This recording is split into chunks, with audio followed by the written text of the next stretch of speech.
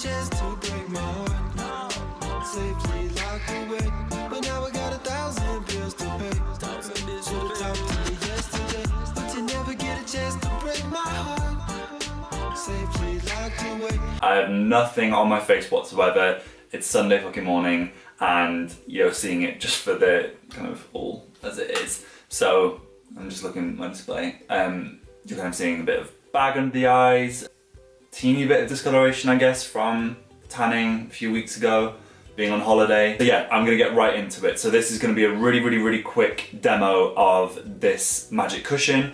I have never used a magic cushion in my life before. So I have used it a few times just because I wanted to kind of understand it exactly before I start gobbing off about it on here. So it comes with a sponge applicator, which is really soft actually, and I never really think, usually with cosmetics and things, the sponge applicators are pretty shit and you just don't end up using them. You use your own brush or beauty blender or anything like that, but this one's amazing. And it doesn't even feel like, I don't even know what the texture's like, it feels like silk, but it's like spongy silicone, it's nice. And yeah, so magic cushion, it's huge right now in kind of, it's gone worldwide. It's really kind of boomed in Asia. This is a Korean makeup brand. I don't know too much about them. It's really been from YouTube videos that I've seen, and I just wanted to try it for myself. Got it for around £15 off Amazon, so it wasn't too expensive. Also came in a box with another refill, and yeah. So the texture is, I'm gonna do a close up if you can't see it. It's actually like a sponge, and I didn't know that. I actually thought, and it was only kind of like a week into using it that I realized that this bit is actually solid, and it's kind of like the liquid within it that is the foundation. Totally weird. I've never used anything like that. I thought it was more kind of Maybelline Matte Mousse-esque looking, and that was all kind of foundation, but it's not. You really have to press it down to kind of get any on your skin and on the applicator. So that is that. I'm just going to show you the boxing quickly. So this is the box. It's the first time that I've ever bought anything without knowing what the hell's in it, so that was a bit of a, not a risk, but I mean, I just trust the company. And it came with another sponge applicator. Trying to show you, I'll try and do a close-up, show you that in detail. And it comes with another refill kit, which is amazing. And this is an SPF 50, and that's pretty good. I'm literally just going to show you the finish. I'm going to do half of my face first, so you can check out exactly what the coverage is like and what the finish is, and you will see for yourself. I'm just making sure. I've got major problems with my lens. I've got a 50mm Canon lens with a converter on my Sony a5000 or a6000. I don't know which one it is. It's the one with like the leather on the side of it. A6000. And it doesn't work with autofocus, so I'm really sorry that I'm gonna be looking like I'm like talking to someone and then like looking on the side of them. I apologise, and I know I'm doing it, so I'd rather just admit to it openly. Right, so I'm going to start with putting it this side of the face. So I haven't got anything on, just because I want to show exactly how it looks like with nothing on before it. I was tempted to use like a primer. So what I would usually use with this is something like the Estee Lauder Idealist, which you can use under your moisturiser, then moisturise on top, and then put your foundation on. But for this sake, I'm just going to stay true to the product and just do it. So I am pressing it down, so you can see, really strange because it just looks like blotchy like that, right? So you can see already. For the sake of this, I am just going to look. That's really hard because I've got some blocking on the screen. Usually, I've actually kind of used it as well with a beauty blender. I find that finish is a little more natural. This blocks kind of every pore. I'll try and do a close-up. It's just a really weird way of doing it. You kind of like powder, like patting. I bet it sounds a bit like weird. So if you're doing this in the bathroom and someone just hears like these noises, you may have to explain why. Right, I need to press it a bit more. That's the one thing that I get worried about, is that, oh, I've totally gone over the line. I'm doing this like backwards because the screen like makes it go the other way around. Oh, that's a bit too much. It's alright. So we're doing half your face. I mean, like, we always do that.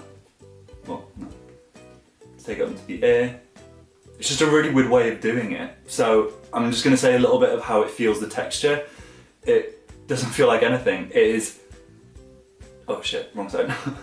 It honestly feels completely like I'm putting nothing on my skin whatsoever. Already the colour's kind of like, God, you realise how like different, that's natural skin, it's just the way it is. But you can see this, it's very kind of corn kind of colour looking, it's very beige. Yeah, it's a nice colour. But the only thing that I think it's got quite a golden barley kind of yellowish tone, which I actually really like in foundations. I like more of an olivey undertone. So I'm literally just pressing it in everywhere. Yeah, it feels very, there's definitely a lot of probably silicone within it, or like dimethicone. Once again, I don't know what's in it, so I'm trusting it a lot. But it's got SPF 50, which I was really worried about actually with flashback, like with cameras, with the lighting. But it's kind of alright. Yeah, so what do you think?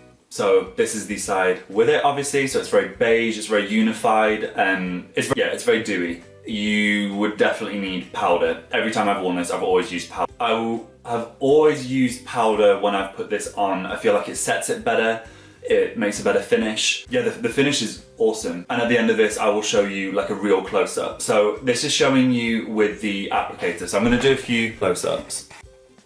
Hi.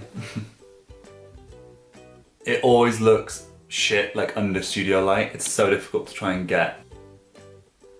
So this is it. I literally have done fuck all to my face, so I apologise for eyebrows or whatever, or tiredness. But this is all about foundation today. So you can see, you can sometimes get a teeny bit of build-up around small hairs. I don't really notice any problem with stubble. So for guys, I wouldn't worry at all with it. It's just these little bits, but I've really put a lot on, probably even more than I usually would. And also this is without any primer or moisturizer.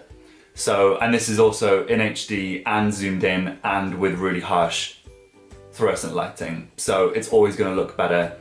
I find that it photographs pretty well as well. Like I said before, I was worried a little bit with like flashback, you know, sometimes with SPFs because it can reflect a lot on your face, which is why a lot of things for filming and TV won't have any SPF in it.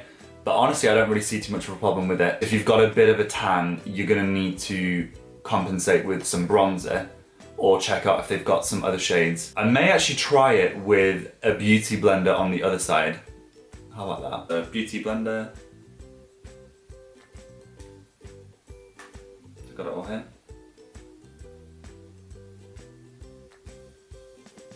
And I'll try and do the same amount. But you can already see it's way... I'm putting so much on. But I'm doing it for the sake of this video.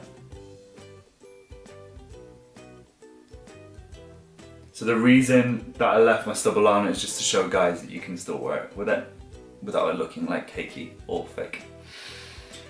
And for women, it would look just beautiful on skin. I don't know too much about magic cushions, but they're kind of everywhere right now. And the benefit that I like about them is it honestly feels like you're not wearing anything, which is a bit deceiving because you're wearing SPF 50, so cleansing is probably paramount. Well, no, it's paramount with any makeup, but especially with one so thick as this, you will definitely have to cleanse. With this one, I always like using like an oil cleanser first and then like a regular foaming cleanser or something after.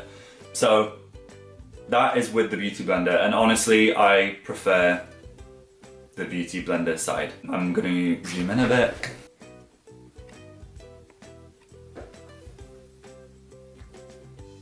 But you can see what I mean, it's really kind of shiny.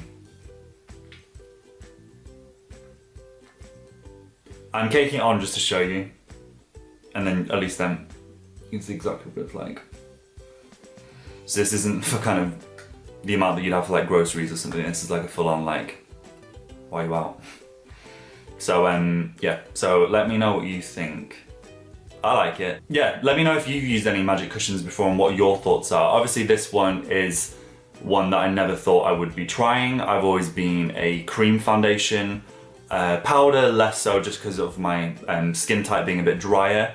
And to be honest, it's really, to be nice to use a magic cushion, and I definitely will keep using it. And I like the fact that it costs £15 and it came with another refill. It's SPF 50, it's super light. Honestly, that is everything. I mean, the applicator, I prefer the Beauty Blender side, but I'm not gonna lie, that's pretty good. And like I'm saying, I've got bags under, I haven't got any concealer under my eyes, I haven't got any primer. This is exactly how skin can look, and maybe not everyone's skin, like, fortunately. But this is how my skin looks, totally natural with it on, just to show you the kind of colour. But I 100% prefer this side, it's way more natural. But maybe subconsciously I'll put a bit less on. But anyway, I think this is way more natural with the Beauty Blender. But to be honest, if you have every single thing that you would need in one of these to just keep, like, in your bag, if you're traveling or on the beach and you just want a bit of a top up, I mean, you wouldn't even need sun cream on your face for it. It's an SPF 50, so for that reason, it's incredible. I know loads of different kind of places sell it and things. Just make sure it's like a good one and legit. So I got mine off Amazon, which doesn't mean it's legit, but just check out the seller and its reviews. And yeah, so actually from a distance, it looks a lot better.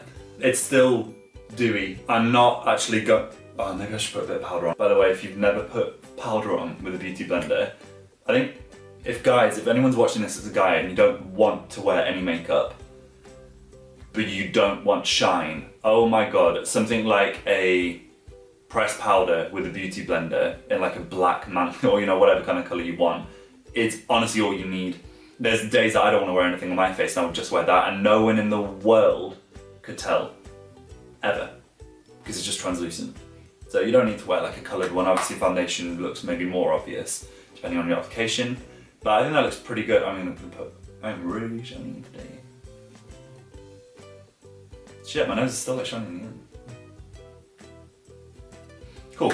So you can see it goes really well on it, and I think that's the only thing that is missing because it's so dewy and so fresh and kind of bouncy, which is what really it sells for that. I just think it's a beautiful base. It's a really nice color. It's very unified. It's super easy to do. It took me like 2 seconds. It blends pretty well with skin tones. Usually when I wore this, I'll warm it up with a bit of bronzer or I'll do a little bit more, kind of like a super teeny bit of a contour. But I like it, and I wanted to do a quick review about it and just show you guys what it's like.